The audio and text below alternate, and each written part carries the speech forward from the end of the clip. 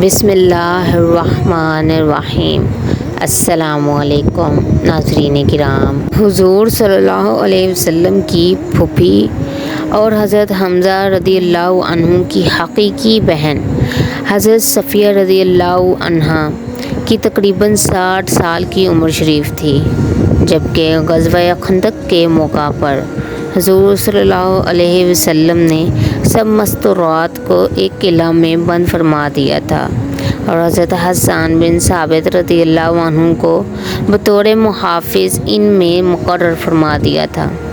یہودیوں نے اس موقع کو غنیمت جانا کہ حضور تو صحابہ سمیت مدینہ منورہ سے باہر تشریف فرما ہیں اور عورتیں قلعہ میں تنہا ہیں۔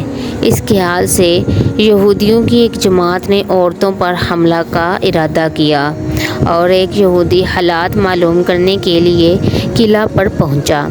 حضرت صفیہ نے کہیں سے دیکھ لیا اور حضرت حسان سے کہا کہ یہ یہودی موقع دیکھنے کے لیے آیا ہے، تم قلعہ سے باہر نکلو اور اسے مارو۔ حضرت حسان رضی اللہ عنہ ضعیف تھے، ضعف کی وجہ سے نکل نہ سکے، تو حضرت صفیہ نے خیمہ کا ایک کھونٹا اپنے ہاتھ میں لیا اور خود نکل کر اس یہودی کا سر کچل دیا۔ پھر قلعہ میں آ کر حضرت حسان سے کہا کہ چونکہ وہ یہودی مرد تھا اور نامحرم ہونے کی وجہ سے میں نے اس کا سامان اور کپڑے نہیں اتارے، تم جاؤ اور اس کے کپڑے اتار لاؤ اور سر بھی کاٹ لاؤ۔ حضرت حسان رضی اللہ عنہ اپنے ضعف کی وجہ سے ہمت نہ فرما سکے تو دوبارہ تشریف لے گئیں اور اس کا سر کاٹ لائیں اور دیوار پر سے سر کو یہودیوں کے مجمع میں پھینک دیا۔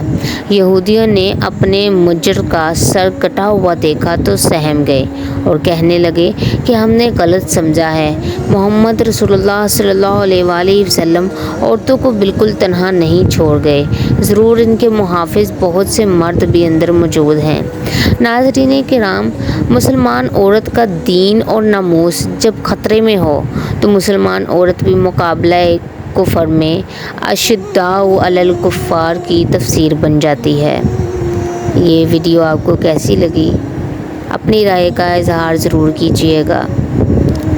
ملتے ہیں نیکسٹ ویڈیو میں، تب تک کے لیے اللہ حافظ۔